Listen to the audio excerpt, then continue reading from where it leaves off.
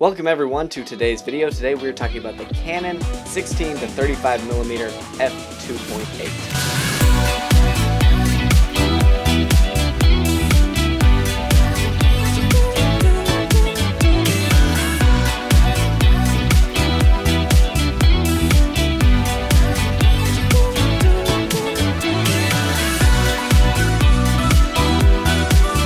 So this is Canon's wide angle lens, although they do have some other even wider angle lenses.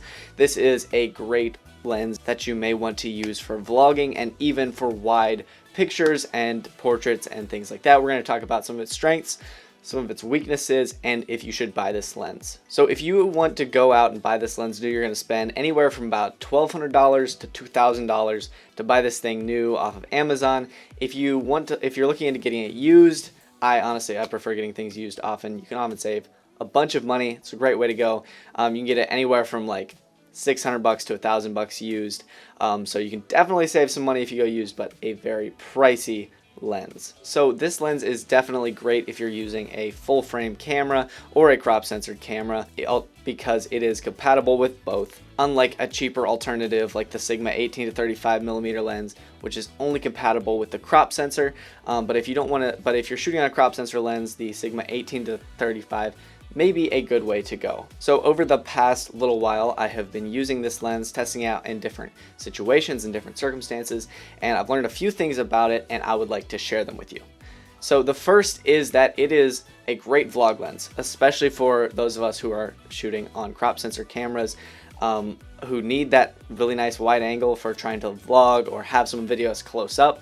Even a situation like this where the camera is pretty close to me, it's really nice to have that wide angle lens. I'm zoomed into about 24mm right now and have it opened up to f2.8. Another reason this is a great lens for crop sensor for a crop sensor camera is the fact that it opens up to f2.8, bringing in way more light than something like this lens right here, which is the Canon 18-135 f3.5, which is just not going to let in nearly as much light. It's not going to be nearly as good for even like a dark room like this. Even though I have lights, it's a lot better to be able to open up to the full stops, get a nice blurry background. This thing does have a really nice image for video, so all the videographers out there, this is a great lens for you. And for the photographers, it also takes some really nice pictures and even portraits. It does do a pretty good job of.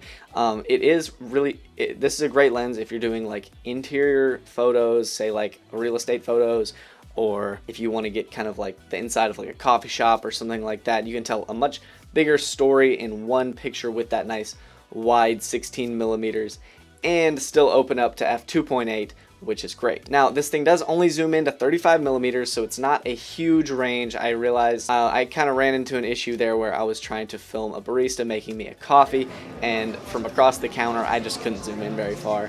So you're definitely going to run into some issues like that.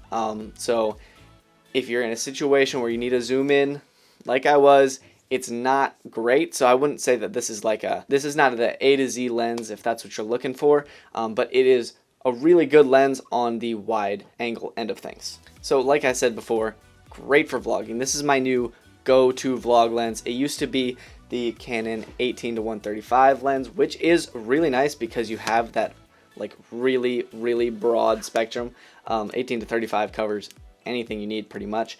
But the fact that it only opens up to 3.5 and then gets lower as you zoom in, you'd run into a lot of issues where you're shooting darker footage than you'd like to, and this fixes the problem really, really well. And it's even a little bit wider, giving you 2 more millimeters for that crop sensor camera. I shoot on the 90D, so I do really appreciate that. Of course, it is a much more expensive lens than this one, or say the Sigma 18-35 lens. These are going to be much cheaper options, and likely it's not going to be worth spending the money on this particular 16-35mm Canon lens because it's so expensive. It's a really expensive lens, and before you spend that much money on a lens, you need to be sure that you're going to really want it and really need it and get your money's worth from it. One of my favorite things about this lens, next to of course the wide angle, being the fact that you can be at a nice wide angle and still have a really nice smooth blurred out background, even zoomed out way to see, even zoomed out Even zoomed way out to 16 millimeters, you can still have a good blurry background. So if this lens is right for you, don't hesitate, because it is a great lens, but just make sure that it is what you're looking for and inside your price range, because it's very expensive. But that is it for me.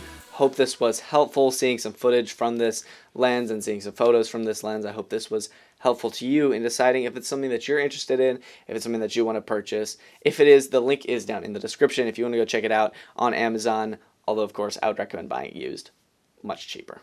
And without further ado, I will see you all next week.